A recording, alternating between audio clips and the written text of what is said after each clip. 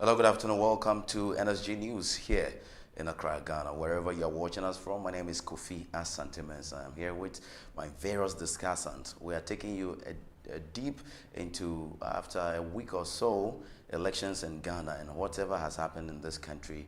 We are here to discuss it. Let me go to Nana and Sev to rightly introduce themselves to you. I'm the host for the show today. Nana? Yes. Thank you. Good afternoon to everyone watching us.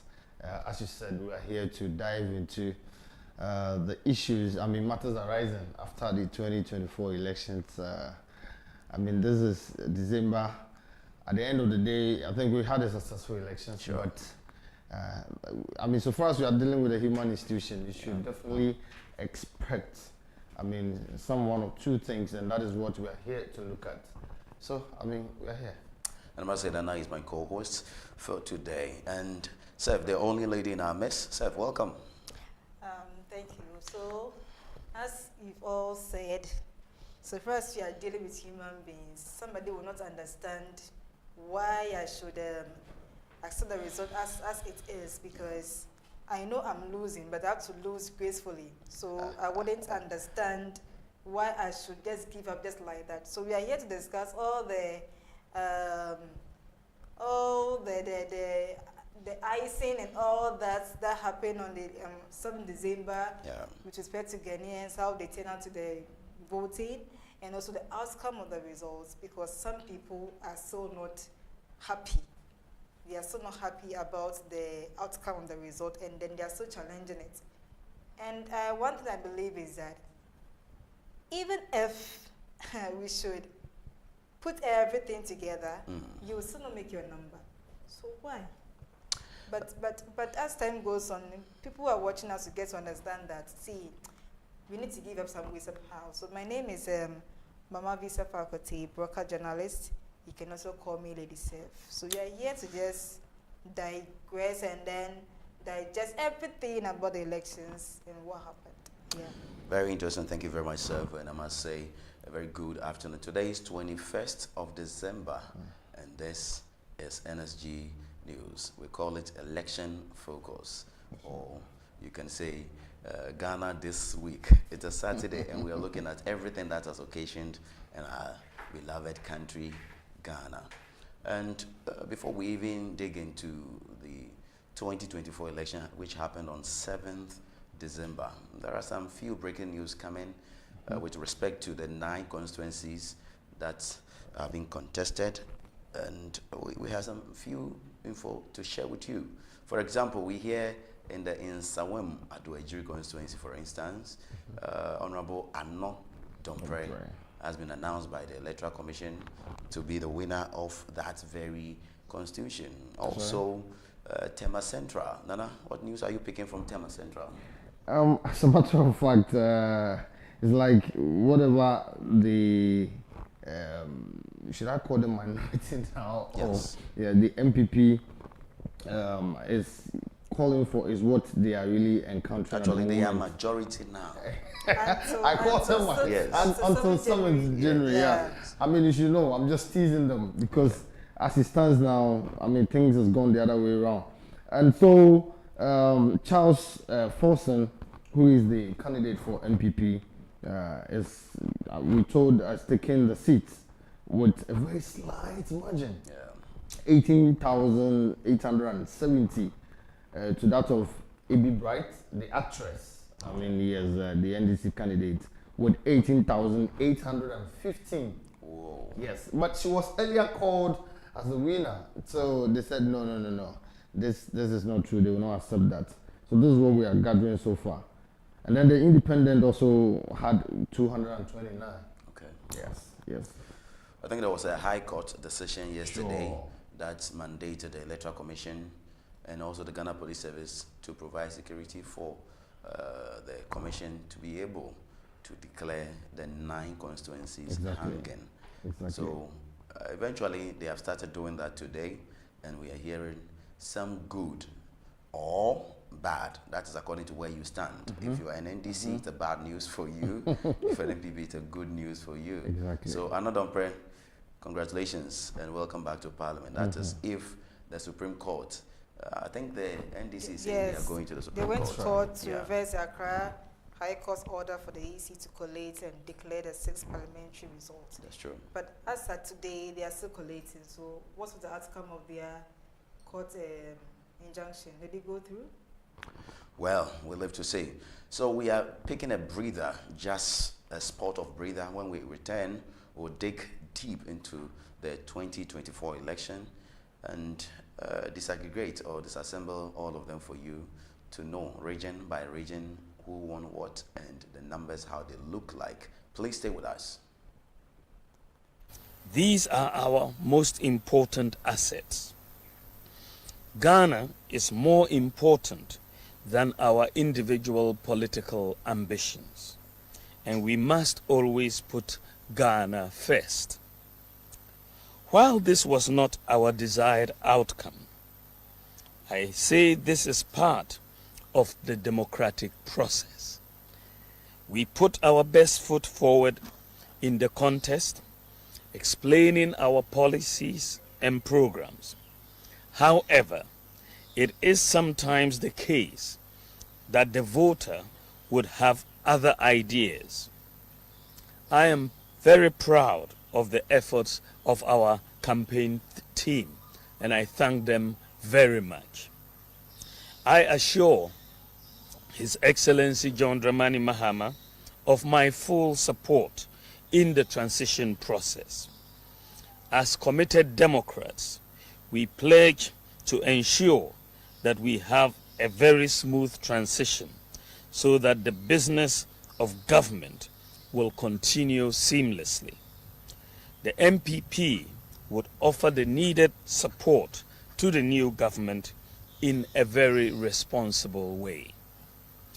Ghanaians at home and abroad have been sitting on tenterhooks awaiting the outcome of the election. Let me say that the data from our own internal collation of the election results indicate that former President, His Excellency John Dramani Mahama, has won the presidential election decisively. The NDC has also won the parliamentary election, even though we await final collation for a number of seats. However, I believe ultimately that these will not change the overall outcome. See John Dramani Mahama to congratulate him as President-elect of the Republic of Ghana.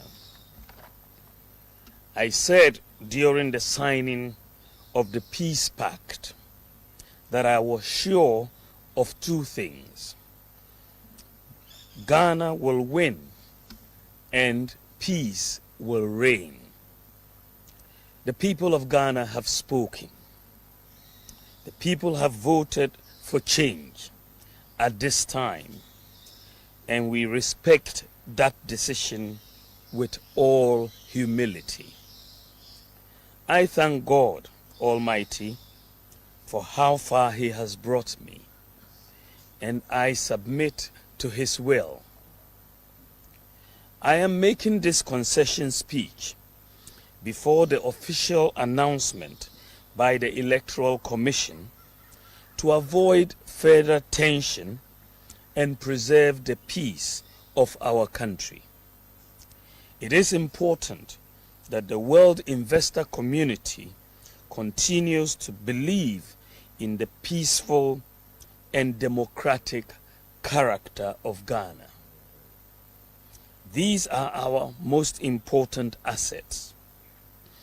Ghana is more important than our individual political ambitions, and we must always put Ghana first. While this was not our desired outcome, I say this is part of the democratic process. We put our best foot forward in the contest, explaining our policies and programs. However, it is sometimes the case that the voter would have other ideas. I am very proud of the efforts of our campaign team, and I thank them very much. I assure His Excellency John Dramani Mahama of my full support in the transition process. As committed Democrats, we pledge to ensure that we have a very smooth transition so that the business of government will continue seamlessly.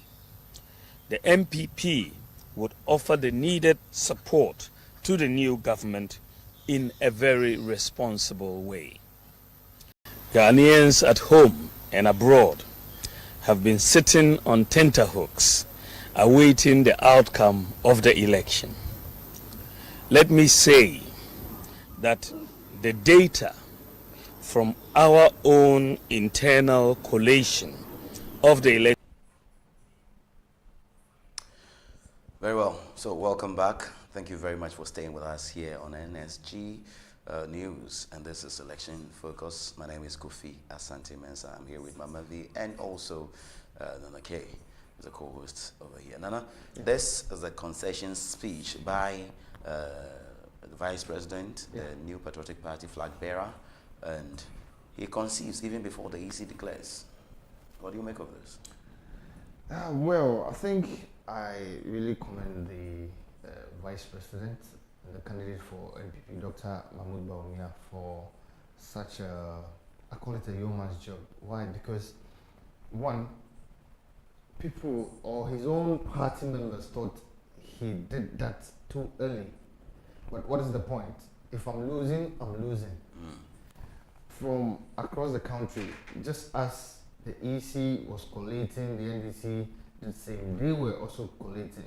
And so he knew the outcome. So there was no need for him, sitting at jar to look at people, keep getting angry over the fact that, hey, you've lost. So why don't you just, consider. And before Sunday morning, they already knew they have lost the election. That's right. Even after the elections, some of their executives came out to say, listen, we knew we lost the elections a month to the voting.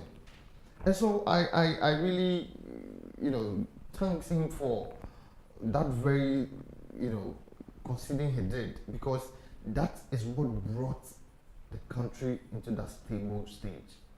Because as a matter of fact, if he says, hey, I will not understand, no, it is never true. What do you think might have happened? You see, the funny aspect of it is that the grassroots, not knowing what is happening there, are always in a position of, let's go, let's chase it, let's do this and all that. But at the end of the day, the leader says, hey, we've lost, let's go ahead.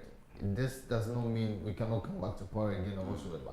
And I kept telling people that, listen, this thing Dr. Bawumia did has really given him some level of respect, and people will consider him as a peacemaker at the end of the day. So I think it's a good thing he did for conceding at the early stage before the things could get out of hand. And let me come to yourself. Some think it was too early for Dr. Bawumia to conceive. I share in that very opinion, because from the history of this country, I'm not sure somebody has refused to conceive to an election and it has turned so violent. So why don't you wait for the EC to declare, then you conceive? All right. So you see, the EC is working with Emmanuel. That's the CI 127, right? Yeah. And then according to the EC, results are declared at the end of how many hours? 72 hours. So if you come to concede in between 72 hours, what's that trying to tell us? It could be that, okay, for me, you saw the outcome earlier. For the collation, your agents were at the various police stations. So over 40,000 police stations. So you knew that, okay, I'm losing. But you shouldn't take the EC's work and do. You get it? Even if you are losing, allow the EC do her job. But Nana shares the opinion that it kept some violence. You see the thing. So if the EC says that, according to the CI 127, 72 hours I'll declare. Yeah. All right, we're going to the polls on 7 December. Yeah. 8 December, we are still collating. results are trooping in. Boxes are being bent and all that, but still we had our pink sheet and everything intact, okay? So now, after 72 hours, when she comes to declare, then, from my presidential rhetorics, then you come to concede. Then you congratulate your opponent for that yeoman win. Okay. You get it? But if in between that period they come to concede, hey, Madam, you are losing, but Charlie, let the system work. In as much as he wants to tout himself as a peacemaker, he wants to decrease the violence and all that, he came too early. And I'm part of the Ghanaians that shared a sentiment that he should have waited for the EC to do her job, then he come to concede, as it happened in 2020, when after everything, Mama saw that he was winning, at some point it will go, it will come. But at the end of the day, when EC declared the results, then he came out to concede beautifully. So Dr. Maude should have waited for the EC to do her job, then he comes out to But don't you think it's all about having a nation interest at heart, looking at how security-wise, the youth, so many people were poised, especially the youth, were poised to protect. But do you also realize that after he had conceded, collation went down? Did you make that observation? Okay. People were like, okay, so the man has already come to concede, so what's the point of me collating again? So people were now, like the whole system had cooled down. So I even went to my Facebook page and I was like, can we stop this concession and then focus on the collation? Because we want the majority, we want the numbers for a better analysis. That's the parliamentary. Presidential, we know. What about the parliamentary? You get it? So we needed the analysis to go on, the collation to go on, and that will give us the edge to do the proper analysis. For you think he conceived too early, and he should have waited? But you see, there is one thing we should also know. Even after Dr. Bawumia conceded, coming out to tell the whole country, the whole world that, hey, listen, we've lost it, or I have lost because he contested for the presidential. It's even when people were expecting that the EC, return officer will come and declare, people were thinking, she took too long a time to come out to say this. Because you see, it has been said, and we know that elections are won at the police station. Yeah. And so, if everybody is monitoring, media houses are declaring, the EC, the returning officers from the various polling stations and constituencies were declaring the results. And now he knows, hey, listen, no matter how long I wait, I have lost it. Let me just go ahead and congratulate him than me thinking that is there going to be any further whatsoever. And so, excuse me, looking at it, I don't see anything wrong with that, because even then, the EC returning officer still took time before announcing this, and that was even bringing attention at the point in time. Yes, if I've won, I've won. If I've lost, I've lost. So what is the point of waiting to win? What difference would that make? And sir, what does it say about our commission's capabilities to be able to collate all the polling stations, over 40,000 polling stations, and declaring, because Dr. Bawumia, like an MPP, were able to collate, NDC was able to collate and got to know the results far before the concession even came. But we waited and waited and waited for EC till I think Monday or so before they came up. I'm talking about how an institution like the Electoral Commission could expedite their collation systems to be able to even do that within 24 hours or even less. For my monitoring, somebody might think I'm being biased, but that's what I pick my monitoring for. You realize that all the various political parties had their strong rooms in monitoring the results. And of course, the president-elect was not an exception. He was also monitoring from his own strong room. And he could feel how the results was going. But looking at EC, from polling station, about 40,000 plus, then we go to the constituency level, we come to the regional level, then the national level. That's what is taking the 72 hours. But let's compare this to the US elections. You realize that they had a system. You vote and then the results are quickly run through the system, and then you see the outcome there and then. So that's a question mark. There are some bureaucracies in between. I'm thinking that the EC should at least have systems in place so that the day that we voted, we can see the outcome that same day.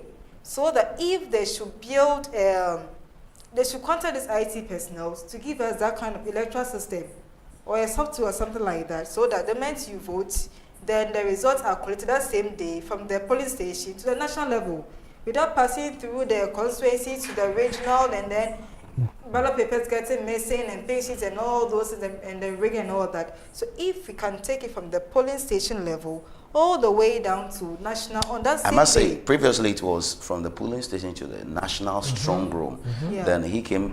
She came to create that regional, if you just like. Because of transparency. Yes. To what extent? And this is what we are seeing. And it's amazing they are using fax machines. 16, you see the thing, 16 fax machines for. 21st century fax machine. What's your take on that? We even planned to do a report on that. I was like, 21st century fax machine, easy. Easy should wake up. You know, we have to protect the integrity of these results. And I think fax is good. Nobody can hack into it. What do you think? The same applies to, in as much we want to use a fax machine, at least we should upgrade it. There are other technologies that we can also use to protect. They did the fax with emails. So you email, you fax it. All right, that's fine. But me, what I think is that she coming to create those in-between offices from the polling station to the national level. That in-between offices the original also create a lot of tension and all that. And that even gives room for the rigging to take place. So if we can still go back to polling station to national level, then there's no in-between offices, I think it will help us so that we can declare the results that same day. And then those tensions that we witness here, this year, we wouldn't witness in the next election year again. That is 2028. That's 2028. Yeah. Nana, let me come to you on your take on this, how EC can speedily collate its results and get it done. Like Baumia got it in the morning. Is it at dawn? They abandoned their communication head office and told all journalists to go home. Then on Sunday morning at Baumia's office or home, they assembled to concede. What do you make of the way EC collates results through fax and email? You see, I think there is an issue with the way of collation. Why am I saying this? We are dealing with a system. You see, from our previous elections, you've made us understood that elections are won from the polling stations. So right from the onset, when the figures comes out, what stops it from going through that transitional stage in getting to the head office of the EC? Nothing should stop that. And so creating those intermediates where I think you and I are witness to the very election that went to court, that is 2012. Yes. I did a reporting then. I must say 2020 also went to court. Mahama took it to court. Exactly. Yeah. But where they said elections, I mean where they made it clear to the public that you cannot win elections at court, but rather from the grounds. And it's true because some of the figures we reported before getting out there were different figures. So I believe at this point we've come to a stage where we don't need this. When the numbers are given out, if you're faxing it, why not fax it straightforward to the national level? The national One would also say, Madam Jane Mensah has the job or the work to add 16 numbers, 16 figures from 16 regions. Okay, that's quite easier for the national to do than to say, I'm adding all polling stations, that's over 40,000. Exactly. So that her work will be quite simple.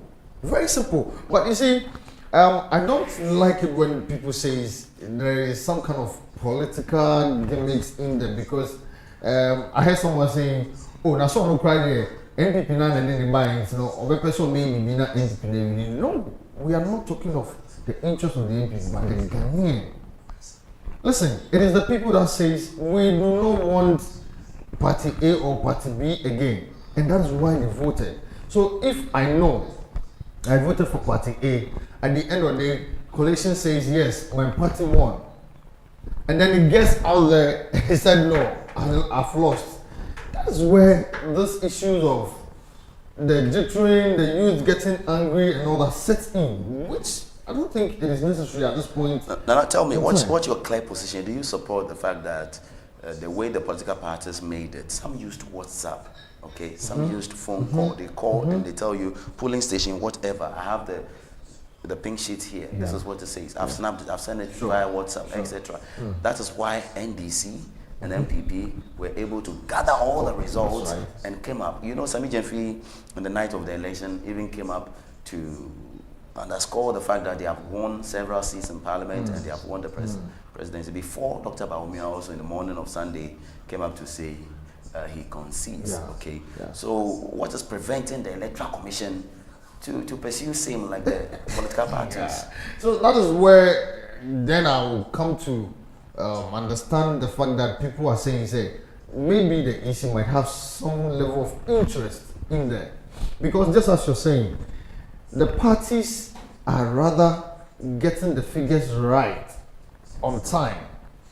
And then you, the institution that is supposed to do that, is rather saying, no, I have challenges here, I have challenges there. Meanwhile, you, the same EC, came out to let Ghanaians understand that, listen, my system, everything for these elections are just on point. I think we sat here during the election days where we had some polling stations being delayed for like a couple of hours, 4 hours, somewhere 5 hours. I mean, to what extent do we have to face such situations at this point? So my point is that the EC should look at their way of collating. If they need to, sit with the parties and understand that, listen, this is our system. If you also use the system, it's going to help us and it's going to bring a peaceful election where nobody will have to go and be throwing in, ballot boxes and issues. All right. I mean, these things are becoming too much. And Seth, let me take your take on this one too, because when Madam Charlotte Osei was head of the Electoral Commission, we heard about hacking of results during the 2016 election that saw Nanado win massively over 1 million votes. You know, the EC wants to protect the integrity of each ballot. Don't you think that is why it has taken them a lot of time to be able to go through the mail, make sure the numbers tally and everything is in place? And making reporters work difficult. With some of them sleeping at the collation centers. That's for God and country. With some of them also monitoring the ballot boxes as if they are security personnel. EC has to wake up. EC has to wake up and then make sure that, see, we are upgrading. That's why I don't want to say that I'm trying to buy into the ideologies of Baumia or something like that. Right. But we are progressing and we are not retrogressing. So we should put some systems in place so that when we are collating results, it will be easier for every one of us, because I know I have voted from day one. So by 7 p.m., I should know the results already. I shouldn't wait Sunday morning, still agitated. It was happening. I turn my TV on, I see the numbers rolling. This will go, this will come, this will go, this will come. Monday morning, still, results are not in. So going forward, what would you want the EC to do, even as they prepare for the 2028 election? Because, as I said earlier, Kofi, as I said earlier, we should strike that intermediate officers out. Okay. So from day one, when I vote at the polling station, by 5 p.m. that the collation is done, at most 10 p.m., 11 p.m., we should get to national level. Then by Sunday morning, we are declaring. Because this is the EC that created some over 2,000 polling stations in addition to the 38 we already had, to mount up to some 40, over 40,000 polling stations, where we have each polling station not exceeding 800 voters. Some had even 400 voters. So I think at a point in time, she even recommended that polls or voting should even end at 3 p.m. instead of the 5 p.m. because we have smaller numbers, so many polling stations, voters are small, we can vote early and close early, count early, collate early before. Yes. But the party didn't agree to it. So, you see, in as much as she wants to create transparency and make it so glaring that, okay, so from polling stations, we go to the constituency level, then we move on to the regional level, then to the national level. She wants us to follow the processes. So we wouldn't say that she at her office is trying to rig for party or party based on her interests. You see that thing. But we are also looking at advancements. We are looking at improvements in our systems. We are looking at how best we can collate the results and then make sure that we all have a clear mind. When we sleep, we know that, oh, so Ghanaians all came together, they voted, and then there's the outcome. Just as we saw in 2024, December 7, you realize that everywhere you go, people are jubilating because they've made a decision. And that is what we want, you get it? So if we vote on that 7th December in the morning, by that 5 p.m. that you're saying that we should start collation, I'm saying that, and I'll keep stress on the fact that at least by 11 p.m., all the necessary documentation should go through. You, the EC, you're the final board. That's why you employ over 1,000 people to assist you. So what are they there for? They should all come together, map up their game. So you want to see an EC that is much ahead of the political parties? Exactly. There should be systems in place, improvement, advancement, get sophisticated materials or technologies, and then let us do the collation from the grounds. Then at the national level, we don't have any stress because speaking to other reporters, they will tell you that at a point, they didn't even have transportation to go to the constituency collation center. They had to walk with the ballot boxes. What are you telling me? That's a sad one. We are going to pick an insert. And some also go there and they sleep. They are waiting for the result to come. What is it? That's quite sad. We are going to pick an insert where His Excellency, former President John Dramani Mahama, the President-elect, also shared some few words by way of his acceptance speech. Even before that, I think we should pick the Electoral Commissioner, Mrs. Jane Mensah Adokwe, making the frantic announcement and saying at the end of her presentation that it is finished. We'll be right back.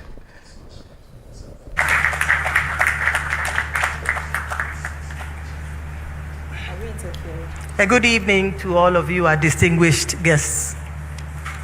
To God be all the glory, great things he has done, and greater things he will do. We thank the good Lord for making it possible for us to witness this day. Ladies and gentlemen, it has been 48 hours since the close of polls on Saturday, the 7th of December, 2024. The voters of Ghana have spoken. They have expressed their choice at the polls, and that choice will today be upheld by the Electoral Commission of Ghana. As a commission, we have fulfilled our vowed aspiration to imbibe transparency, accountability, inclusiveness, and responsiveness at the heart of all our operations. And I can confidently say that with the help of God, we have fulfilled these aspirations and the expectations of the citizenry. We have conducted elections that are credible, fair, transparent, and peaceful. Elections that have ensured that the will of the people as expressed at the polls. The elections that have guaranteed that every vote counts. As a country, we take pride in the fact that our electoral processes, initiated since 1992, uphold and guarantee the voter's choice. We take pride in the fact that the voter's choice, as expressed at the polls, is sacrosanct. Ladies and gentlemen, the last 4 years have been spent in injecting and infusing 4 key elements into every aspect of our work. And those elements are transparency, accountability, responsiveness, and inclusiveness. As such, we started the year poised and ready to conduct credible elections. We were conscious that elections were an event and not a process. This resolve led us to undertake several transformational decisions, including the reprinting, re-exhibiting of the Provisional Voters Register for the first time in our history, when concerns were raised about its credibility, as well as opening up the IPAC meetings to the citizenry by allowing the live coverage of all IPAC meetings. Indeed, the decisions to re-exhibit the Provisional Voters Register to allow a further review by political parties and the citizenry, as well as the demystification of the IPAC meeting, has helped diffuse the tensions that were brewing around the Provisional Voters Register. Ultimately, those 2 decisions restored the confidence of the citizens in the Voters Register and cemented Ghana's peace. Again, in the spirit of responsiveness, when complaints were made about the 50 pesos charged voters for the verification of their registration details online, the Commission waived the fee and allowed voters to verify their details at no cost. In line with our determination to ensure the credibility of the 2024 election, when the Commission received information of the leak of a single defaced ballot paper, the Commission acted swiftly and destroyed ballots for both Western and Eastern regions. This bold determination and this bold decision was based on our determination to uphold the integrity of the election at all costs. In less than 1 week, the Commission printed new ballot papers for both regions and went on to successfully hold the special voting 2 days ahead of the main election. As a Commission, our singular message to our teams at all levels has been clear. It is that our mandate is not to make anyone a president or a member of parliament, but rather to conduct and undertake credible and transparent elections and electoral processes which uphold the voters' choice and lead to acceptable and peaceful electoral outcomes. Today, our resolve has paid off. We have conducted elections that are fair, elections that are free, elections that are credible, elections that are transparent, elections that are peaceful, and elections whose outcomes are acceptable by all. So transparent are our processes that any interested political party, media house, or citizen could collate with near precision the results of the election, attesting to the resilient and robust processes built over the years. And we witnessed this with the concession of the Vice President, even before the declaration of the results by the Electoral Commission. Ladies and gentlemen, the testimonies on Election Day also attest to the efficient, robust, and resilient processes we put in place. Many citizens testified to the seamless processes they witnessed at the polling stations. The average time spent at the polling station was around 5 minutes compared to several hours and several minutes prior to the 2020 election. Citizens also attested to the efficiency of the biometric voter devices, the biometric verification devices employed to ensure that every man has one vote. The system worked efficiently and ensured that the voter who registered was indeed the person who voted. We are confident that the 2024 election will further cement trust in our electoral processes and reduce the suspicions that typically characterize elections on the continent. At this juncture, I would like to thank all of you who journeyed with us to ensure the success of the 2024 election. To our staff, both permanent and temporary, we say, Ayiko, you have worked hard, put in long hours, plowed the field, and done the spade work at the risk of your own lives to bring us a successful outcome. Our hearts go out to our staff who were manhandled during this time. We wish you well, and we ask the good Lord to bless all of you. To our media partners who have journeyed with us and enabled us to bring the commission to the doorstep of every Ghanaian, we say thank you. To the Ghana Police Service and to our partner, the National Peace Council, we say, Ayiko, we thank all of you, the good citizens of Ghana, who have believed in us and allowed us to serve you. To our dear families and friends who have journeyed with us every step of the way, we thank you for your support, your prayers, your encouragement, and your advice. We are conscious that we could not have achieved this success without the help of the Almighty God, our anchor, without whom we could have done nothing. We remain eternally grateful, and I say thank you, Jesus. To all our observers from the ECOWAS, from the African Union, from the ECONEC, from the Commonwealth Secretariat, from the West Africa Elders Forum, supported by the Good Luck Jonathan Foundation, from the National Peace Council, from CODEO, from the Association of African Election Authorities, from the European Center for Election Systems, from International IDEA, from Manso Institute, IDEG, and to electoral commissioners from election management bodies in Africa, namely Uganda, Gambia, Kenya, Liberia, we say thank you for your support. We wish you all Godspeed back home. As the returning officer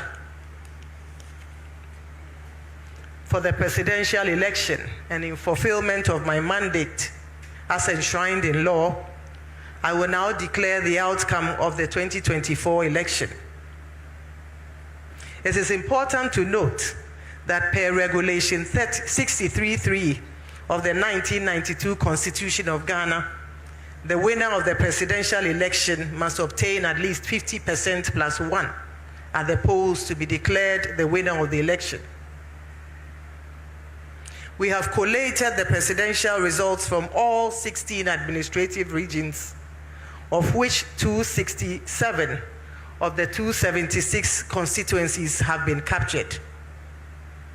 We have not been able to receive results from 9 constituencies because our offices have been besieged by political party supporters, making it impossible to complete the collation process. That notwithstanding, the presidential results from the 267 constituencies, including the newly created Guan constituency, clearly established the winner of the 2024 presidential election. Simply put, even if all the votes from the 9 constituencies were added to the candidate who placed second, it will not change the outcome of the election. It is important to note that the Commission will update the records on receipt of the presidential results from the 9 outstanding constituencies. Ladies and gentlemen, now to the results of the 2024 presidential election. And the results will be announced based on the positions of the presidential candidates on the ballot.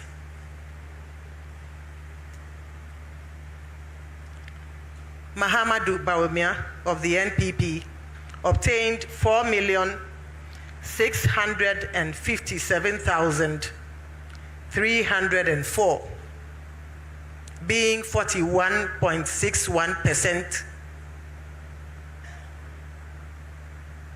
Daniel Augustus Latte Jr. of the GCPP obtained 16,673, being 0.15%. Christian Kwabena Andrews of the Ghana Union Movement obtained 16,461, being 0.15%.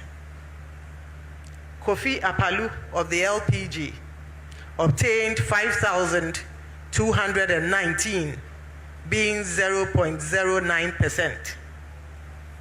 Mohamed Frimpong of the National Democratic Party obtained 4,413, being 0.04%.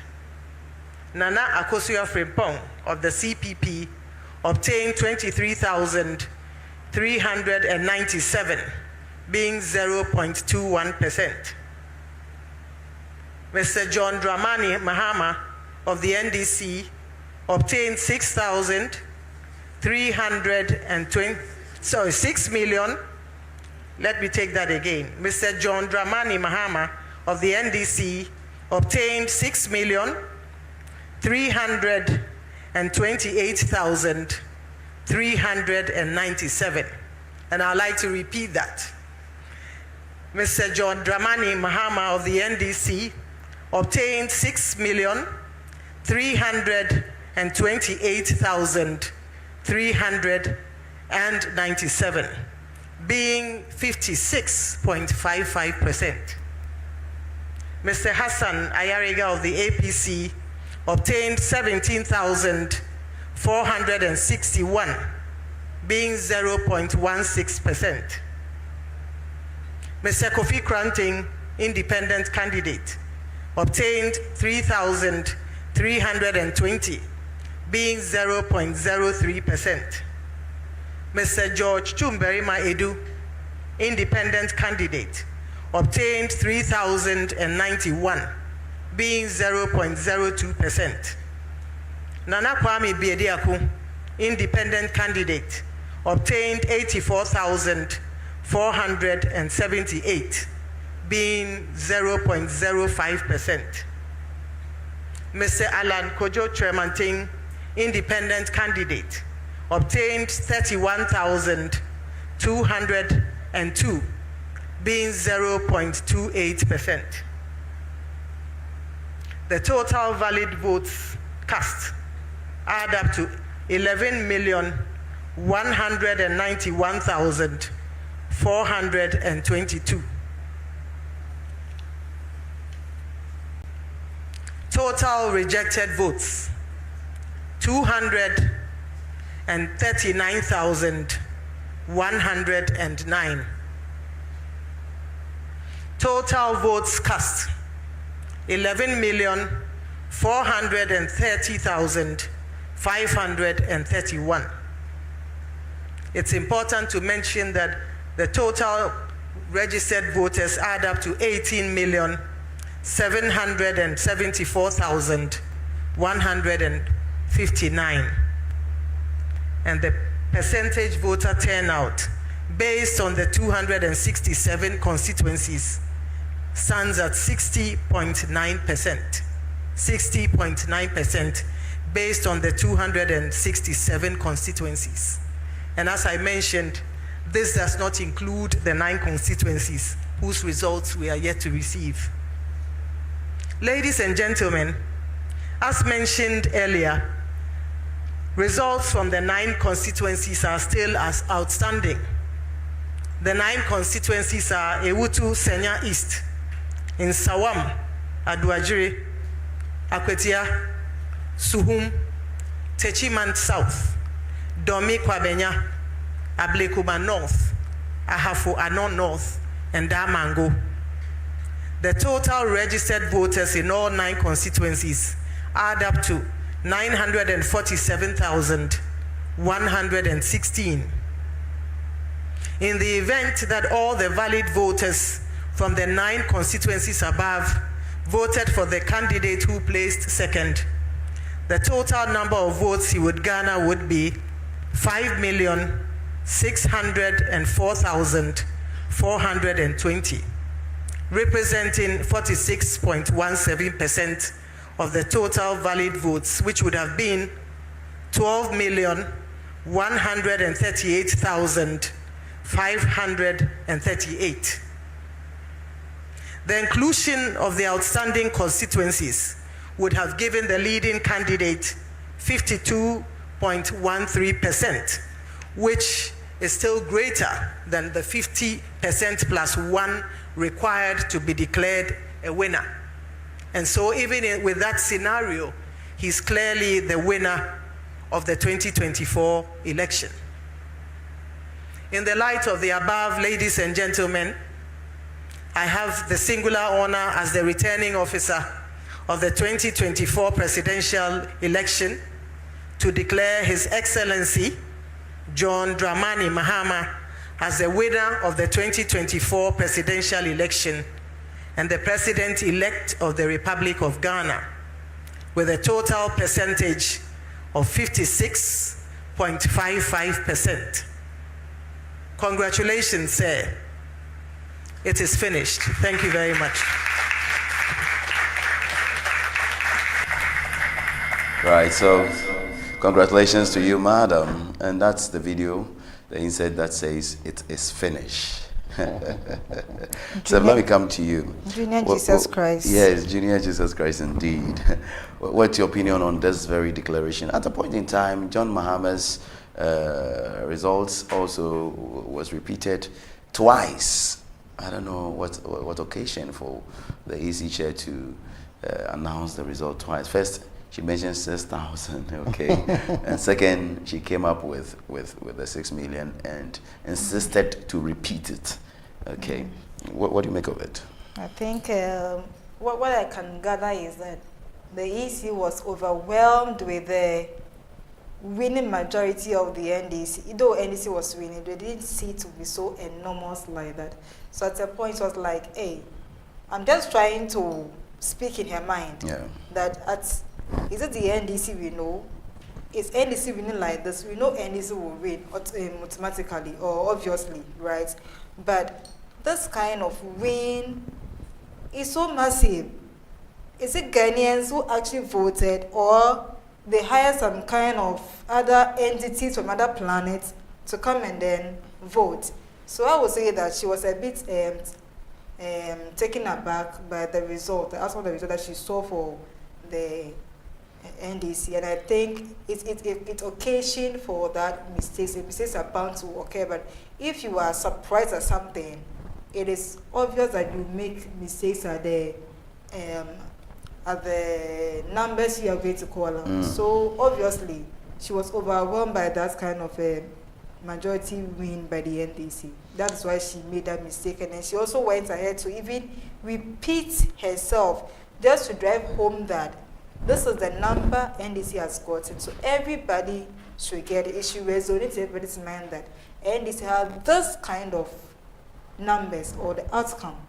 So not once, not twice. She just want to drive home communication. We all communicators, right? So if someone repeats something, it tells us that the person is trying to stress on the fact that I am taken aback.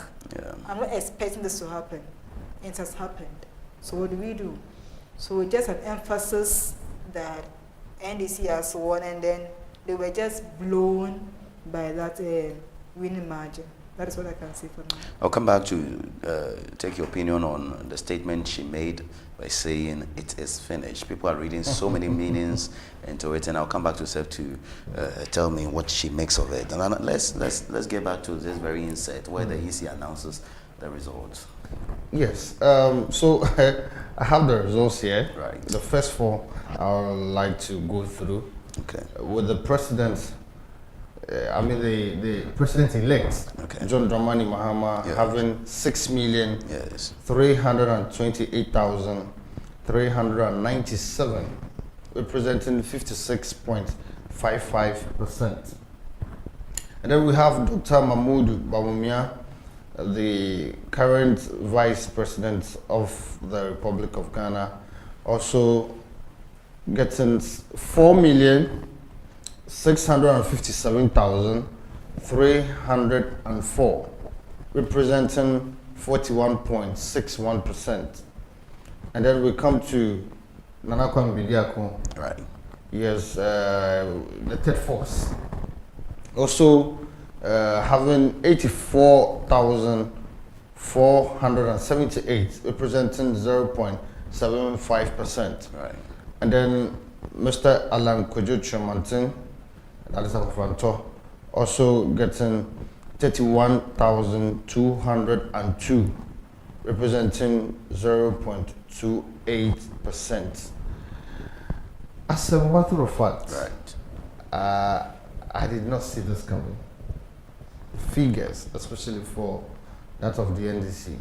But as a media personnel and as a political watcher, did you see the NDC winning?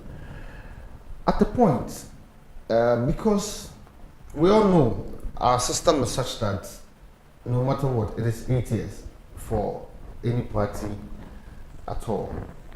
But with the energy the NPP had from the onset of the 2020 elections, trust me, for me, I keep saying that the NPP started campaigning right after they won the 2020 elections, breaking the eight, and that's really, had a lot of effect on the Ghanaian, voter, because wherever you pass, all you hear is breaking the eight, and we are breaking the eight, and we are breaking the eight. But you see, at the latter part of the election period, you could realize there were so many things that were not going right for the NPP. And so I was like, this could be a chance for the NDC to take back the mantle. Right. Yes. Let me say this without fear or favor. When you see them on stages where they campaign, you could feel most of them were not speaking to the matters. Some at the point were making fun of Ghanaians. Some of the statements being made were so awful that, you ask yourself, really? Like, should this be a campaign to the Ghanaian? I kept, applauding the Minister for Education.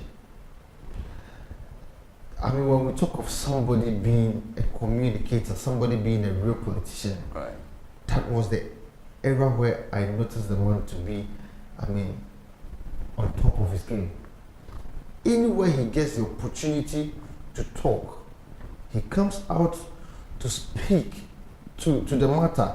As the Minister for Education, he will give you whatever he's done from the period of him becoming the Minister for Education, his future plans and all that. Right. But someone also go on stage and be dancing to OCC Fianini. And any Ghanaian that really meant business as far as voting is concerned will say, hey, listen, those people are not being serious with us. And so even though it was, with that mixed feeling that the possibility that the NPP could retain the seats was there, the possibility that that 8 years period is also going to play its role was there, I never saw the NDC winning with that margin. Right, let's look at the margin now. We have John Dramani Mahama, the NDC presidential candidate, garnering well over 6,328,391, representing some 56.55%, you said. And also Dr. Mahmoud Bawumia, flag bearer for the New Patriotic Party, garnering some 4,657,304, representing some 41.61%. This is an overwhelming victory, 1.5 million votes. Yes. Okay, this is a supreme win in the history of this country. We haven't had that. Akufo-Addo, His Excellency, had a little over 1 million, just let's say 1 million to win the 2016 election. Sure. And John comes after 8 years of Nanado's reign to win it with over 1.5 million. This is overwhelming. Very, very overwhelming. You see, initially people thought that even Mahama coming back was not right. I mean, people kept asking, what is he left behind that he wants to come for? Why is he even coming? Yeah. Ghanaians should be very careful. Mahama don't need that to come back to power. And but Kofi, let's be real. Now I notice Ghanaians are descending. You have 8 years to show to Ghanaians what you're capable of doing. And now after 8 years, Right. things are not the same. What do we expect?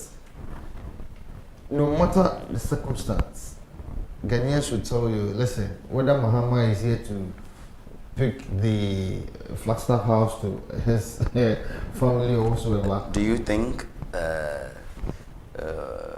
the NDC's campaign was strong, or it's just that Ghanaians were fed up with Nanado and Bawumia's governance, or they misgoverned the country, and that is why this overwhelming victory for John Mahama's second coming? Well, you see, the campaign played a very major role as well. Right.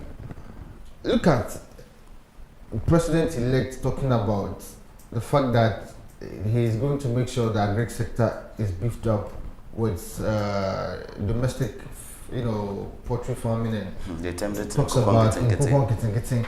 And then the sitting party would just be making fun of the fact that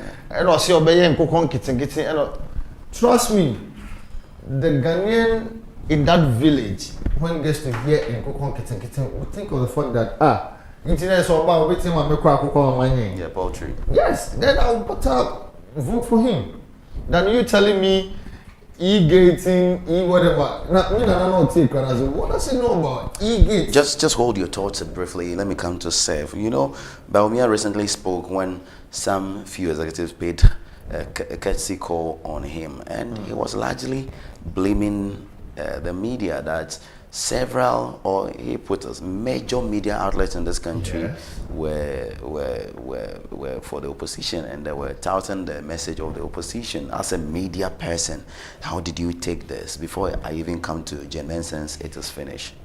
You should name one station that was so much into the business of the opposition.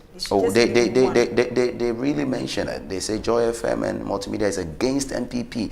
TV3, they sometimes even boycotted it, and a couple of other stations. They say Multimedia, Doma, Sempe, and all of that have been coerced to do the propaganda of the NDC, the opposition. And these media houses, prior to the elections, what happened? A week before elections, they were supposed to have what? A special vote, is that not it? That's true. Majority of them didn't even vote. Right. So what's he trying to say? Myself, I didn't vote for special voting.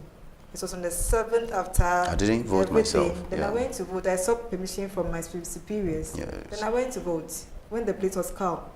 So what is he trying to say? I mean, if you are losing and then you realize that things are not working, don't blame entities for your loss. So the media shouldn't accept this blame. Oh, no. What should we accept it? Because media is supposed to be objective. But you sitting here, are you wearing NPP? It's a question. Not at all. Are you wearing NDC? Not at all. Are you wearing the Fourth Estate? Oh no. So why? We are objective. But we haven't heard. We haven't heard. As it is. Right. Yes, that's the mandate of journalists. We report as it is. Sir, upon this accusation, we haven't heard from, say, the GJA or from GEBA debunking and disassociating itself from this type of wild allegations against the Ghanaian media. That if he's able to mention names, it's also backed by evidence. Because don't just sit and talk.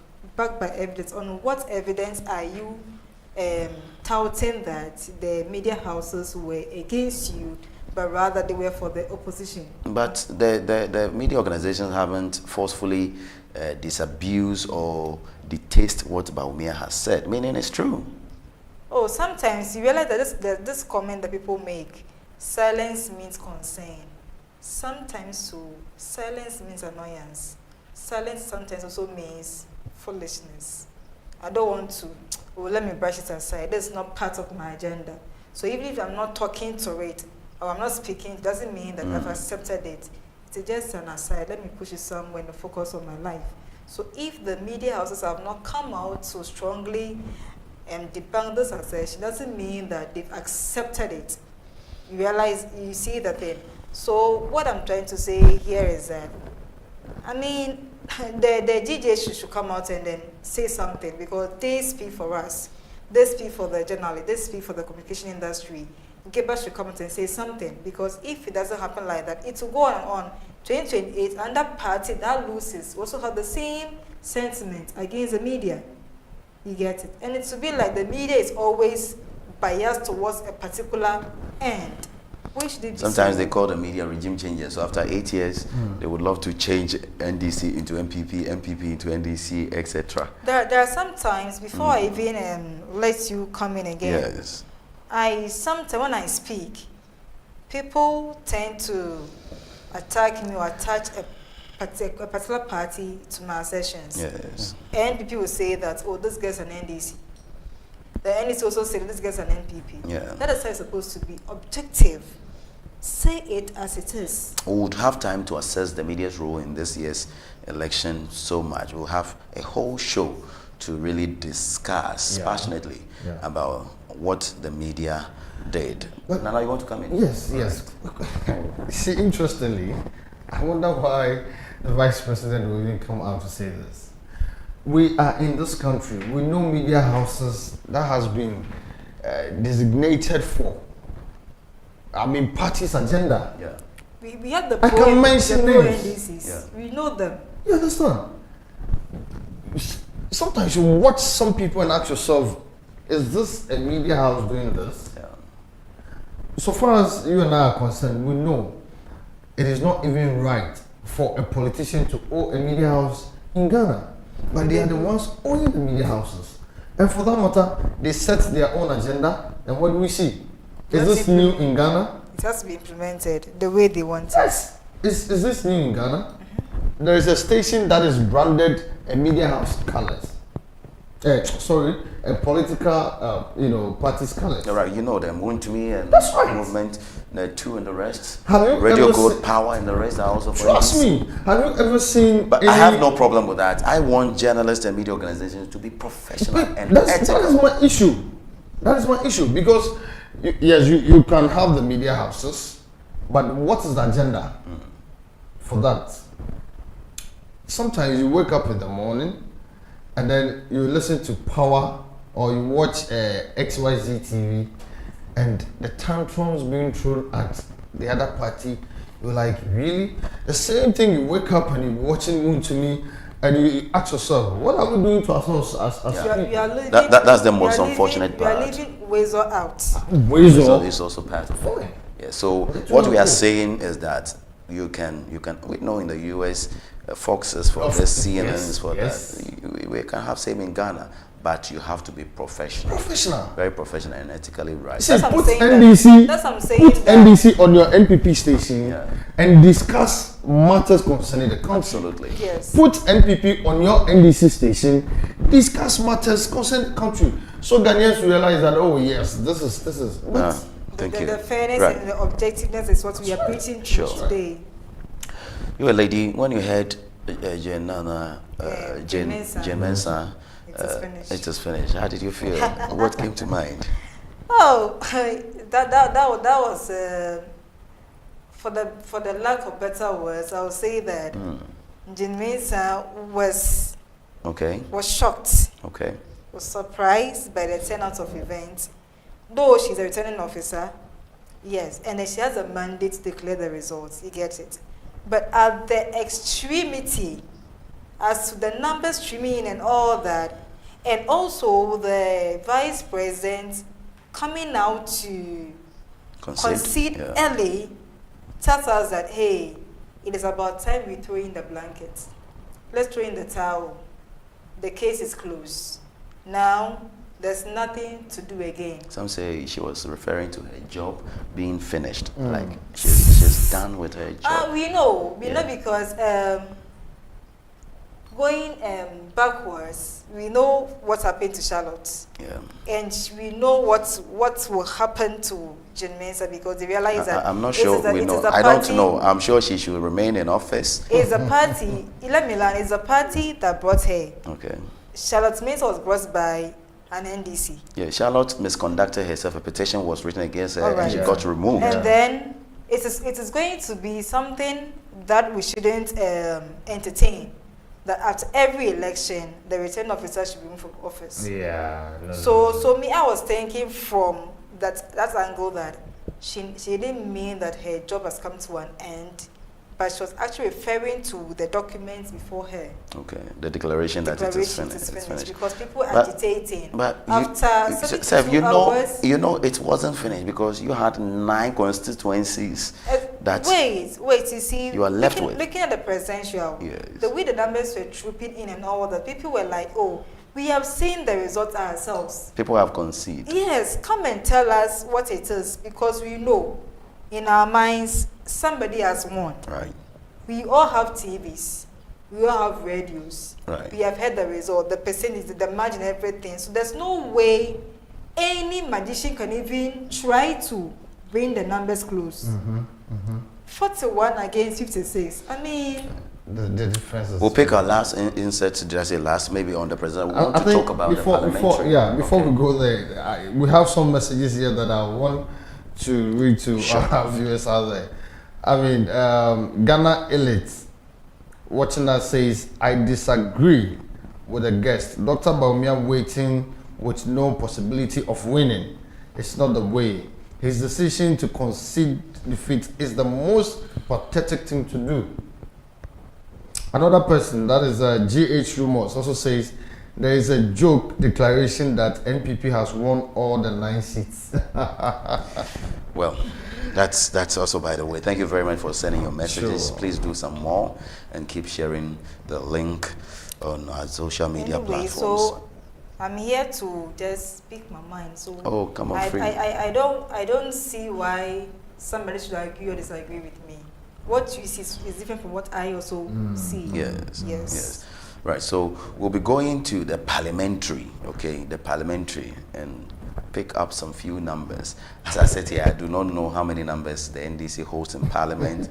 Neither do I know. I know the independence is just 4. That one there, it won't change. That's right. But for the MPP and the NDC, it keeps changing. So I do not know. Now maybe Nana will do that quick research to share with us, I must say. But let's get to the former President John Dramani Mahama and President-elect to share with us what his acceptance looks like and an acceptance message. Just take a look at this insert. I give thanks and praise to the Almighty God because this successful outcome can only be the doing of the Lord. I'd like to thank the Vice President, Dr. Mahmoud Baumia, for his statesmanship in conceding the election long before the declaration of the results by the Electoral Commission. This concession largely diffused the tensions that are characteristic of high-stakes elections such as this. I also just received a call from His Excellency the President, Nana Addo Dankwa Akufo-Addo.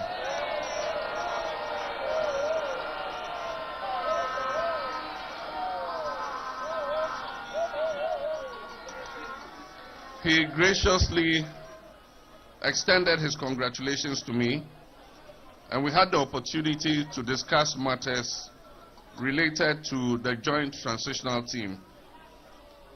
We agreed on an early inauguration of the Joint Transitional Team as early as Wednesday, the 11th of December.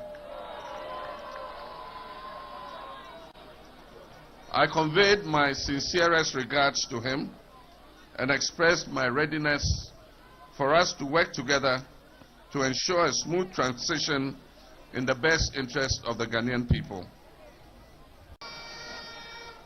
I give thanks and praise to the Almighty God because this successful outcome can only be the doing of the Lord. I'd like to thank the Vice President, Dr. Mahmoud Bawumia, for his statesmanship in conceding the election long before the declaration of the results by the Electoral Commission.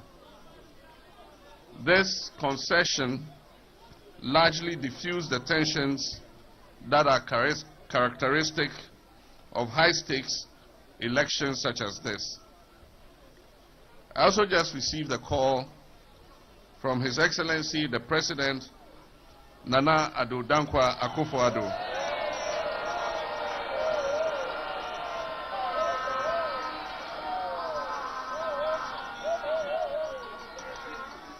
He graciously extended his congratulations to me, and we had the opportunity to discuss matters related to the Joint Transitional Team. We agreed on an early inauguration of the Joint Transitional Team as early as Wednesday, the 11th of December. I conveyed my sincerest regards to him and expressed my readiness for us to work together to ensure a smooth transition in the best interest of the Ghanaian people.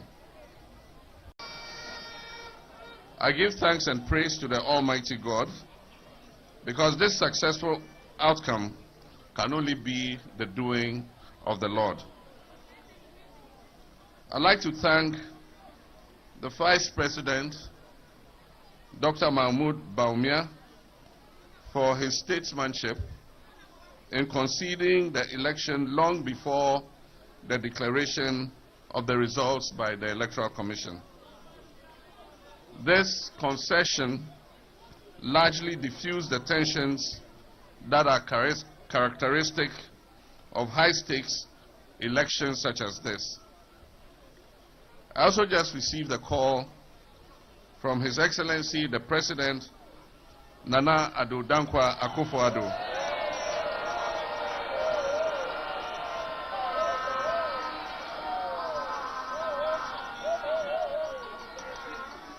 He graciously extended his congratulations to me, and we had the opportunity to discuss matters related to the Joint Transitional Team. We agreed on an early inauguration of the Joint Transitional Team as early as Wednesday, the 11th of December. I conveyed my sincerest regards to him and expressed my readiness for us to work together to ensure a smooth transition in the best interest of the Ghanaian people. This is Election Focus on your super station, NSG.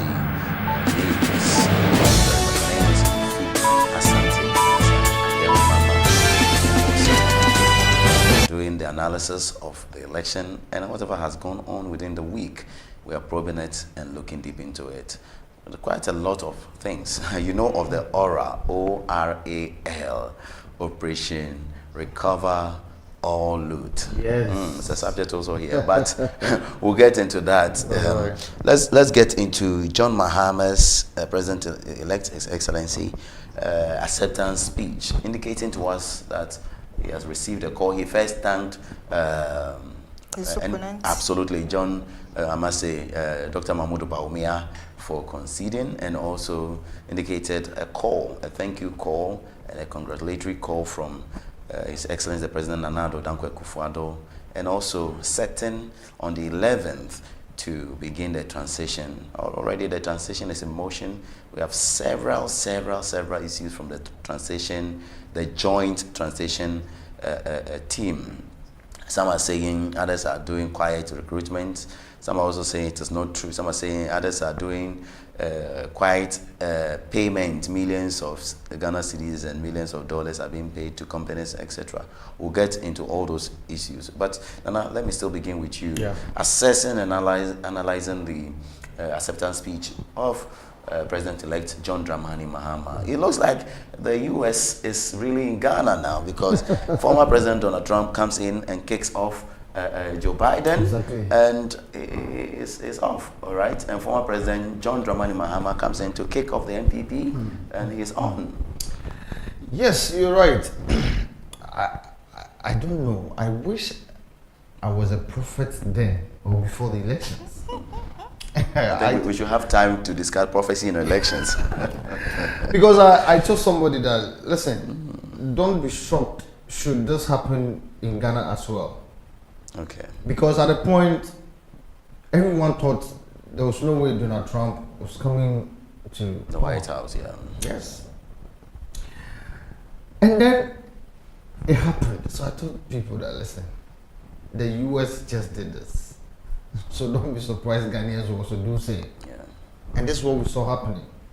And like I said earlier on, for the vice president or the NPP candidates coming to say, hey, I've lost, I've conceded. I mean, it was something that we could not do anything about. So, I mean, it is what it is.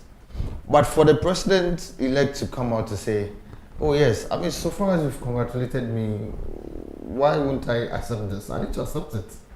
Because I have won convincingly. Everybody around the world has seen what I'm out of, the outcome is. So now, hold your breath just a moment. Let me come to Sev. Sev, people say John Mahama's demeanor, President-elect demeanor, after the declaration, not even when Baumia conceded and he was duly declared, people read into his postures and demeanor, the way he speaks. Everything about him has changed. The election has put in a lot of burden on John Mahama. Would you, as an analyst and a communication expert, would you accept this fact? Do you think so?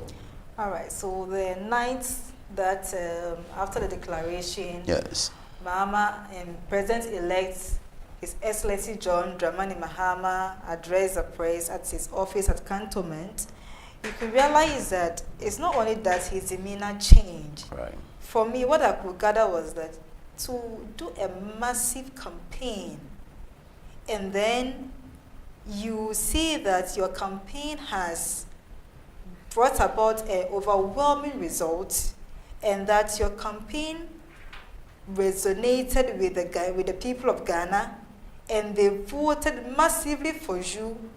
13 regions out of 16 regions. The man was just blown out.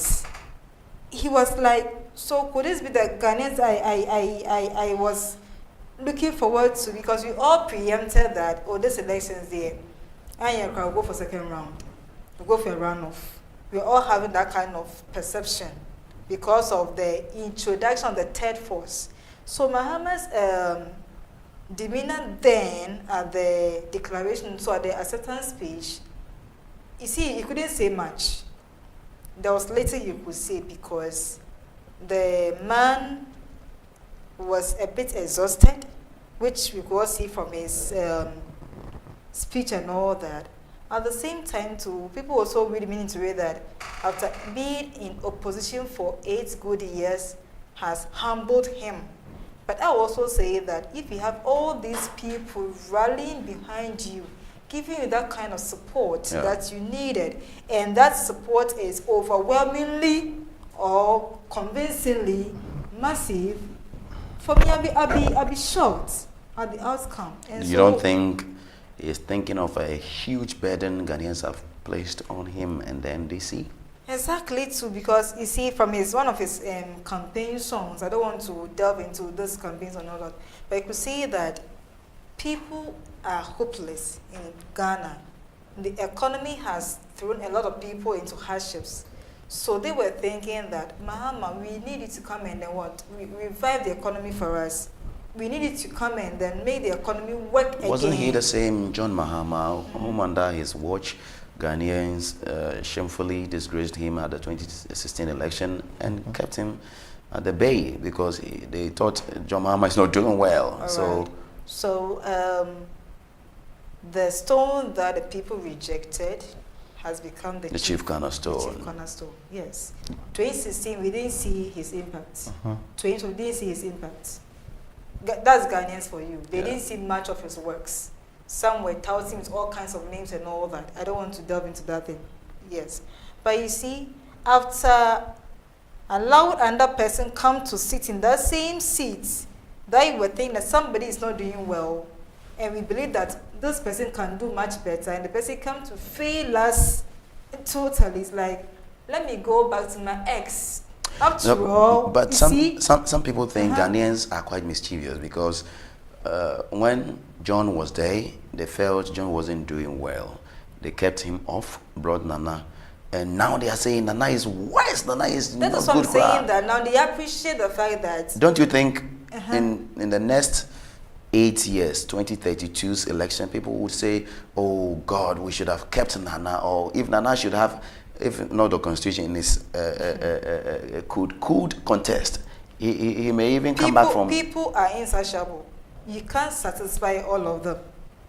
The people that are saying that crucify him, they were the same people who were saying that word. Jesus Christ. Yeah. Is that not it? They were with true. him massively, supporting him and everything. Yes. But when it came for them to condemn him, they also rally behind them, condemn him because he has done something what? Sacrilegious. Is that not it? Yeah. Yes. So if you are saying that we all saw the governance of Mahama in 2012. Yeah. We all saw it. You see the good in it. Some will see the bad in it. We gave another person 8 years to come and taste that same soup, and rather they came to make it salty. Now I want to go back to that tasteless soup that we ate earlier on. You see, so Ghanaians, we are like that. We always want to compare and contrast. Okay, so this person came, and that person has come. Now, what's the outcome now? Are you getting it? So we are like that. So we will never be satisfied. We are insatiable, no matter what. We are getting to speak with Professor Kwesi Amache Boateng, who is a senior political science lecturer at the KNUST in Kumasi, to help us further expatiate and probe all these issues with us here on NSG Election Focus, looking at post-election results. Nana, you have something to add? Yes, now we're looking at the figures in Parliament with the seats. Yes, let's look at them. So as it stands now, out of the 276 seats we have in Parliament, initially it was 275. Yes. And then the South constituency was established. Also came into, so making it 276. As it stands now, the NDC have 185 seats as the majority. Right. And then the NPP, until today's recollation, had 84. Okay. Yes. And then 4 independents. And then the 9 seats still under and all that. So from today, we know Nsamu Adwejiri has been added to NPP. Obuasi East and Tema Central. So, and I'm told Ablekuma, that is Baba Sadiq's constituency. Central, so. I think, has also been given to. So, for example, it's left with 9 constituencies. Yeah. Add all the 9 to the 84. So, yes. That would be 90 something. Yeah? Yeah, 93 or 92. Yeah, I think so. So it's still not 100. 93. Right. It's still not up to 100. Yes, 93. Yeah. So let's add all the 9 to the 84 they have now, and I mean the NPP, okay, and they would have 93, and still NDC would maintain, or they will reduce? Yeah, they will maintain. So they will maintain the 185. Yeah. Yes. Okay. So out of those 9 constituencies, if the NDC is supposed to contest and then make some wins there, it's going to affect their 185. You get it? But now that you're saying that even if we add the 9 to the 84, it doesn't make 100. You see that thing? Sure. So I don't see the back and forth of this whole thing. One person should just give up. You see, some people were saying, and this is so thing when we need big breed. Okay, so I'm just getting an update that so far 7 seats has been declared out of the 9. 7 has been declared. For the NPP, making their seats 89. Good. In total. So 2 seats still pending. Yeah. Okay. So let's even add the 2 to them. And let's add all the 9 to them. It's still 93. It's still 93. So the official one you have is 89. Yes. Meaning they have had some 7 seats in addition to the for 84, right? Yeah. Okay. That's fine. But Kofi, this is what I want us to look at. So, okay. Since when did we experience this situation we are encountering now in this country, where a pronouncement is done, a declaration is done, and then, I mean, out of the blues, we say, no, let's hold on. That is not what we're looking at. Yeah. Meanwhile, it is the returning officers that made the declaration, not any other person, not any. We have just one law that is governing this election. Yes. The CI 127. 127, yes. All right. It doesn't make provision for a recollation. No. It doesn't. No. So never at all. So if you have an issue, you take it to court. Exactly. So yesterday, what comes from this? There was this argument that recollation can only be done during the process of the collation. Of course. So when I declare, according to Jamaica herself, when she declares and then one party or one dissatisfied party is not okay with the results, you can go to the High Court and they'll set your matter there. But for me to declare, you have signed. I've also signed this. You agree to it. So why, therefore, do you bring it back again that we should go and count it again? The other opinion, Mrs. Jane Mensah hold in her press conference, I think yesterday, was that even this morning, one of their director for elections, he says the process never ended at the various disputed constituencies. So that you can't recollect and you have to go to court comes into fusion if all the process have been exhausted at the So is she is she trying to tell us that they were incomplete collation? No, but they were saying. Kofi, how can a return officer even declare when the process do not come to an end? Well, they tell us they declared under duress, under intimidation, under gunpoint. Before, and we have evidence where most of these things are not real, are not true. I have videos where you could see returning officers willingly declaring. Declaring without any fear of favor or any intimidation. Exactly. Anyway, I think this issue we still need to look at it because that's very true. Yeah. So for me, my advice to the NDC is this: you have the whooping 185 seats. Though you still need that kind of fairness to determine that this particular seat or this constituency belongs to you, for fairness and for for peace to reign. You can just say that, oh, my brothers in the other end, we are dashing you the remaining 9. Take it as compensation. The rules of the game, unfortunately, and the laws doesn't allow that. It doesn't say, oh, you have gotten 200 seats, so pardon the others with the other seats. No. If you would have to win all the 276 constituencies, the law gives you room to win all. But in the case, you're also witnessing back and forth of the recollation and exercise. But I think this is what I think at this point. Now, we have 2 declarations made. First, at the constituency, for the NDC. And the recollation goes to the NPP. This is where the courts can settle this amicably. Now the court will have to look into the issues very well and say, hey, this was also signed by your own EC members. If the NDC has any evidence to prove that, listen, there was no intimidation, This was declared fair. No, but we have a court system, sir. We have a court system. Even with 2020 elections, there were several members of parliament whose elections were contested. That's right. And we have today, 2024, not finished their cases in court.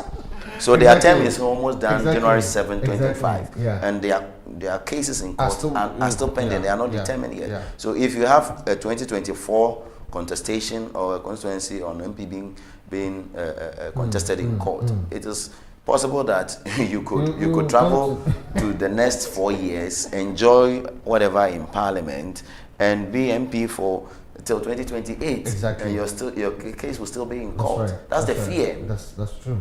So I see that they declared for NDC at the constituency collated results. For example, Baba Sadiq. And they declared for MPP at the recollation at the regional headquarters, Greater Accra regional headquarters. And for an MPP person, the two of them will go to parliament as representing the same constituency. That could also happen. Yes. They say, for me, I was declared at the constituency. Yes. This one says no. We recollated, and I was declared at the. That's a good point. So two people could go and say, "This is Tema Central members of parliament." Two people share the seats. Share the seats. Quite you interesting. You can share your work. I think that's a good point. Yes, that's true. Distinguished ladies and gentlemen, we are gradually coming to the end of our analysis here at NSG News, and this is election focus, looking deeper into what happened in the 2024 election, the voting, the turnout, and what has been the results. And we have almost discussed everything. In about time, we are going to take a breather, just a spot of breather. When we return, we'll sum everything up for you beautifully. I announced the preparatory committee, and I think people are misunderstanding it. We're receiving a lot of information on things that are going wrong, or things, corruption scandals and all that. Some send me texts on my phone, some call me, others pass through other people. We want a focal point where all that evidence is directed, and so that they can assemble that evidence. And once we come into office, Oral is not going to be investigating people. It's going to gather the evidence and pass on that evidence to the government institutions that are geared, supposed to do that kind of work. And so we just want that if people have any information that they think is useful in the fight against corruption, pass it on to this team. That's what the team is about. And they are all doing that service pro bono. They are not expecting any payment. There's no expenditure or budget associated with the task that they are carrying out. And so that's the explanation for it. Yeah. And so I don't think that people should think that it's a witch hunting committee. Yeah. They have no brooms to fly at night. So I can assure people that it's not meant to witch hunt, people.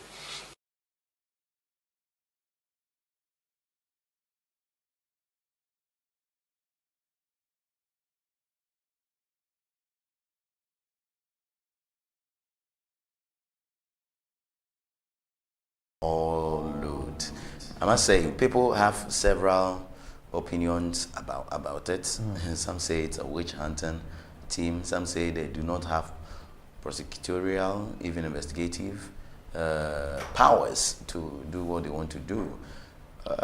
As a matter of fact, Nana, maybe I'll start with you again. Okay. Yeah. Thank you. And so I heard the former Auditor General on one of the media houses talking about this oral thing. What he said, that is Demlevo made a session that as it stands now, their mandate is to gather how do you call it, data. Okay.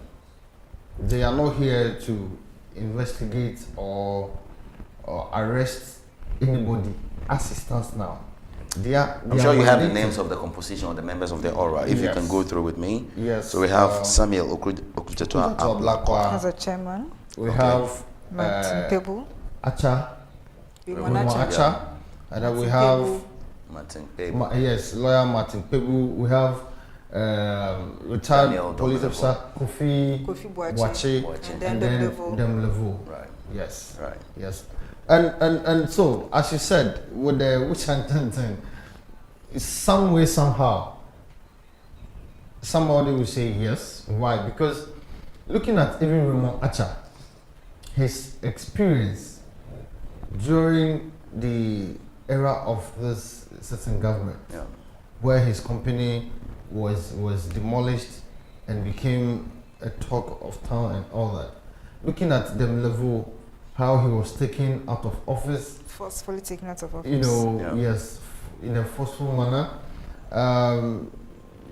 With Kofi Boakye, we all know he's a retired police officer who, at a point, people felt he deserved to be the IGP, but because of his political affiliation, he was not given that mandate. And then Okunjato Blackwa, we all know who he is in the NDC. Team investigator. You understand? So somebody will say, oh, with this team there, then it means, yes, it's a witch hunting sort of thing. Do you think this team is a capable hands to... Thank you. If you look at the team, I mean, it's a solid team. These are able people, able men who I can say have the country at heart. Because somebody like Demlevo, he has been, if not the best, one of the best auditor generals we had in this country. He doesn't look at, I mean, whether you are party A or party, he's doing his work as it's supposed to be done. Without fear and favor. That's right.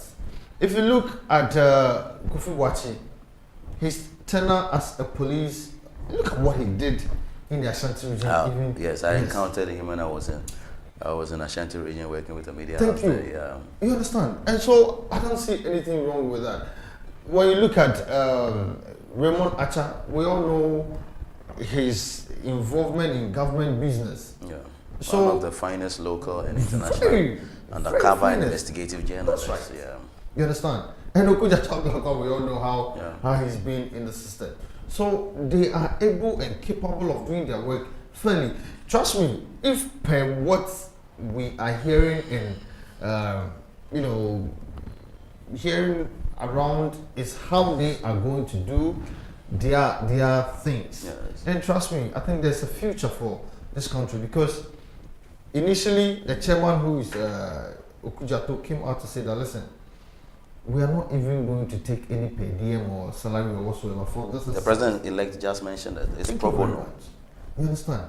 So these are, I mean, we are in times where, my brother, the politicians need to sacrifice a bit for this country, because we are really going down the drain.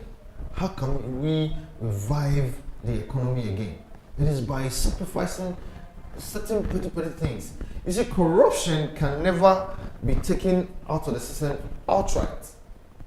But we need to find a way of to reduce it. Yes. I'll come back to you even as we wrap up. Sure. Seth, this is the aura. Do you think this gentleman, Martin Gbegbu, who organizes Kufuor's Kumi Preko Reloaded demonstration? I'm telling you. Do you think this team will be able to gather the necessary information for the various institutions to work with? Well, first and foremost, people also have different views about the formation of this oral team. Yeah. It looks like everybody has sentiment against the outgoing government. In that, is it a team of revenge, or a team that is going to work in the interest of the public? Because everybody has some kind of embitterness for the outgoing government. Yeah. Looking at Okunjato Blackwa, he's always the one who is always fishing out corrupt practices in the government. Yes, even more about Kufuor himself. For example, the National Cathedral, he brought up the luxurious private jets scandal. Every scandal, Okunjato is the one who brings it out to the public view.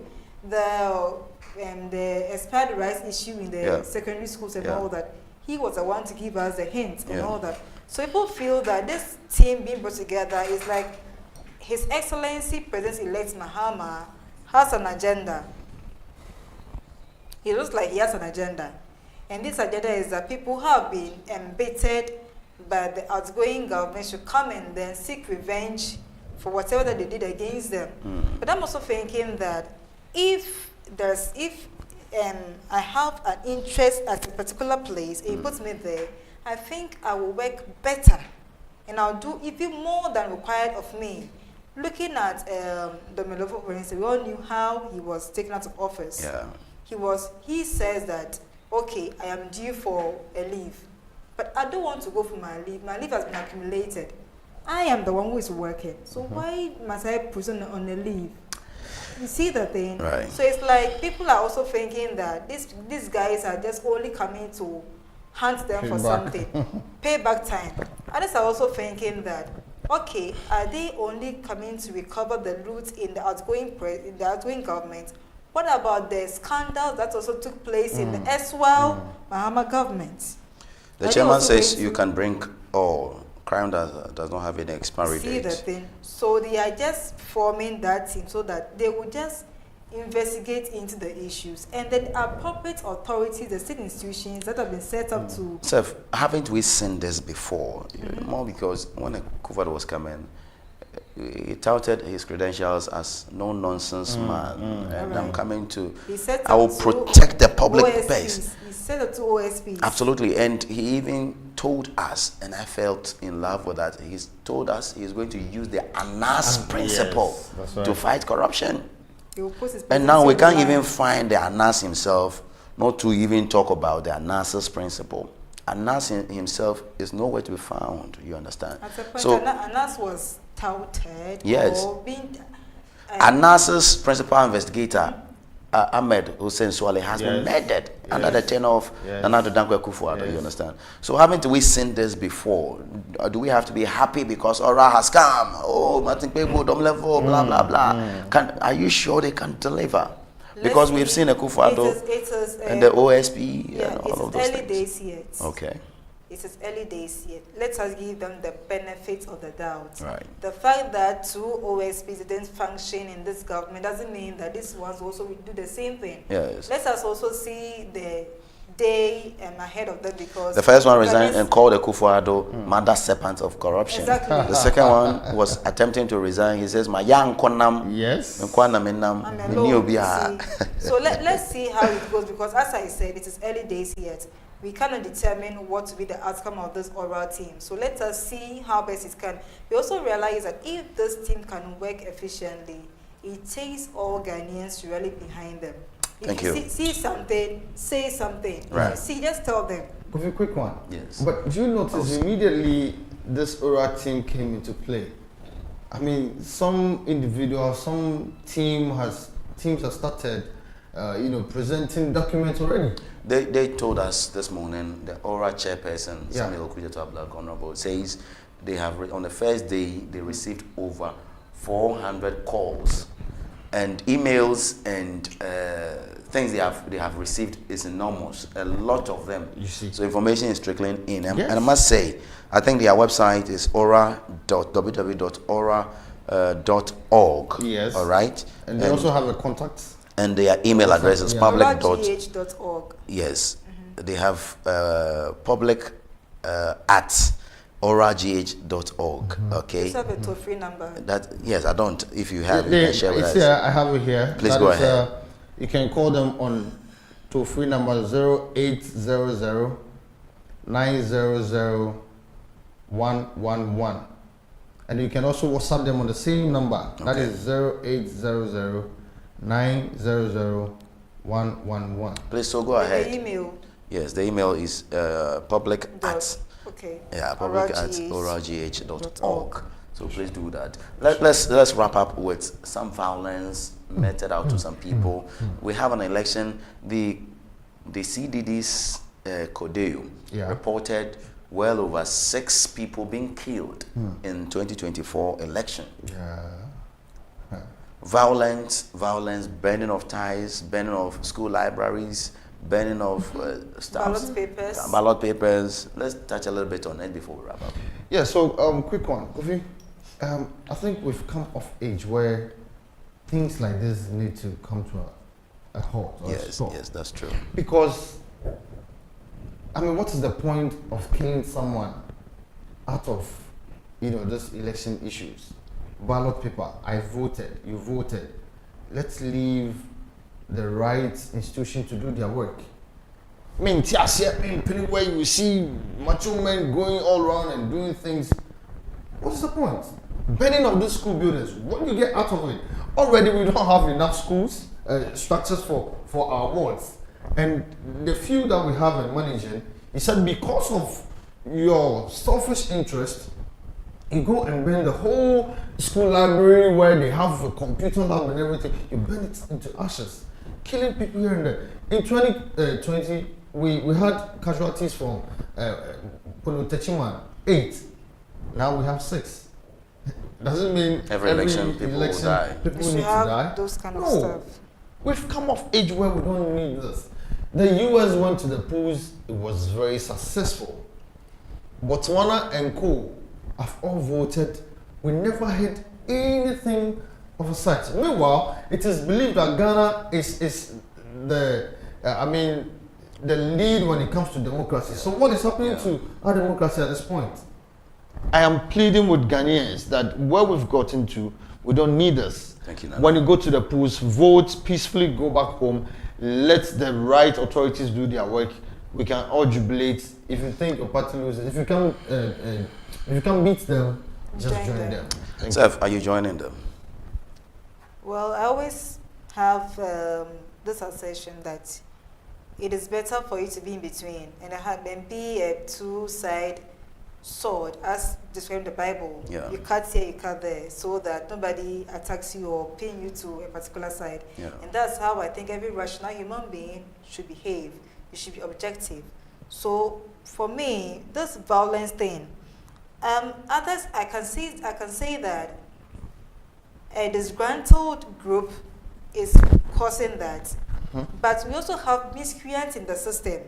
We take advantage of Who that. also take advantage, exactly. As Muntaka spoke with me on Tuesday, it was like there are some miscreants who would tout themselves as a particular party group. That's right. And then cause this violence just to make another party unpopular. Obvious. You get it? Obvious. And then we can't tell that, Kofi, you were NDC. Yeah. What's written on your face? No. Do you have anything to tell that you are NDC? No. You can't also tell them I'm an NPP because there's nothing to identify me with. That's right. You get it? So there are some individuals in the system who are only taking due advantage of those violence and just destroying properties. But bear in mind that these things, it will go a long way to affect us because Mama has come and is now going to put a lot of resources together to rebuild the country that we want. And if you're already burning vehicles, about 8 V8s are burnt already, and that guy's been arrested, I know. Burning school libraries, to what gain? Just because you are not satisfied with the election results? I mean, how? Ghana, we should grow up. So, a big thank you to all of you, and thank you so much for being there for us. Thank you to our MCR and our camera team. It's a big thank you to you. My name is Kofi Asante Mensah. I've been here with Nana Edukomfa, Alexander Edukomfa, Nana K for short. So if I call Mama V, Mama Ga. Thank you so much for coming. And we say, we did this to God and country. Thank you so much. Please, we'll be here another time to serve you very well one more time. And we were not successful with our calls. I'm sure next time we'll get Professor Kwesi Amache Boateng and a couple of others to feature in our discussions over here. They say the chameleon changes color to match the earth, but the earth never changes color. Please be the earth, and God bless our homeland, Ghana. Goodbye.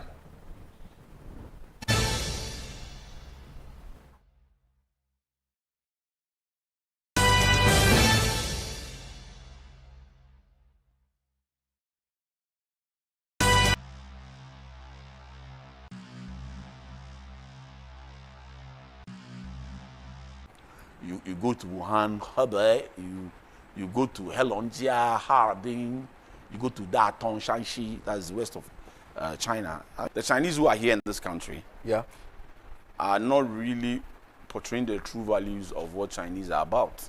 Oh, okay. I'm interested. Because with this Galamsey menace, okay, this cannot happen in China.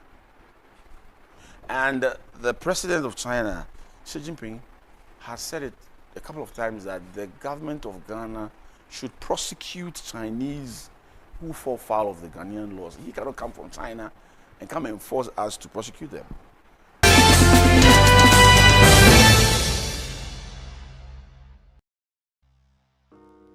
Hello, you're watching NSG News and this is the Hot Seat. I'm your host, Aim Liquid. This is Ghana Must Work, Ghana Can Work, we want Ghana to work. And on that note, I introduce to you a gentleman, a Ghanaian, who is a businessman who has been successful in his chosen field of study as well as business. And as some of you will know, the concept of NSG News is to give Ghanaians voice, to showcase the excellence of Ghana. And we think this gentleman merits this very concept. I introduce to you Mr. Kotia, who is a successful businessman. You're welcome to the hot seat. My pleasure. Thank you very much. You are not on the hot seat because you've done anything wrong. Some will be on that seat because they have done something wrong, and I'll have to get into their skin and find out why. Right. But for today, you've done good. So I'll get into your skin for the rest to know how you've come to be what you are. Okay. It's a long journey. I don't think these are 40, 45 minutes, or it all depends on how much you want to say. Exactly. Are you ready to speak? Of course. All right. I'm ready to share. You're ready to share? Exactly. My understanding is sharing is caring. Yeah. So you're a caring man? Of course. Oh. Very considerate. Very considerate? Highly considerate. I love that. Beautiful stuff. So let's start with you as a person, family-wise. Okay. What would you like to tell us? What do you want us to know about you? All right. I'm Kwesi Kwetia. I'm married with children. And about my growing up, right? I was born in Osu. Osu? Yes, Kinkanwe, to be very specific. And let me give you a brief history about my schooling, okay? Yes, what really is it about? I started school at a Mantra, Montessori, right? Is that school in Ghana? Yes, it's still in Osu. It sounds like a foreign school. Yes, there's a place in Osu called Mantra. Okay. There's Kinkanwe, there's Ashanti Bloom. And then from there, I moved on to the Royal Preparatory. Okay. And then from Royal Preparatory, I then moved to Osu Home School and Accra Academy. Accra Academy? Yes, I love that school. That's my school. It's a great school. Yeah, of course, it's a great school. And then to University of Cape Coast to read the physical sciences, chemistry. And then after University of Cape Coast, I then moved on to Renmin Dashway. Renmin Dashway, that's my graduate school in Beijing, China. China? Yes. Why not Ghana? No, I mean, I actually needed to I'm not being critical. I needed to, because we have University of Ghana, we have Kwame Nkrumah Science and Technology. Program, I needed to, have a change. Okay? Is it because of the subject area? Or just because you want change? No, just because I wanted a change of environment also. Oh, okay. And so I moved to Beijing. But while studying, I was also lecturing in a university. There's a suburb in Beijing called Wanjing. Were you lecturing in English or in? Yes, I was lecturing in English. I was teaching business English. I was teaching chemistry. Wow. And university in Chinese is Dashway. Okay. I'm sure by the time you're done, I'll be speaking Mandarin. Yes.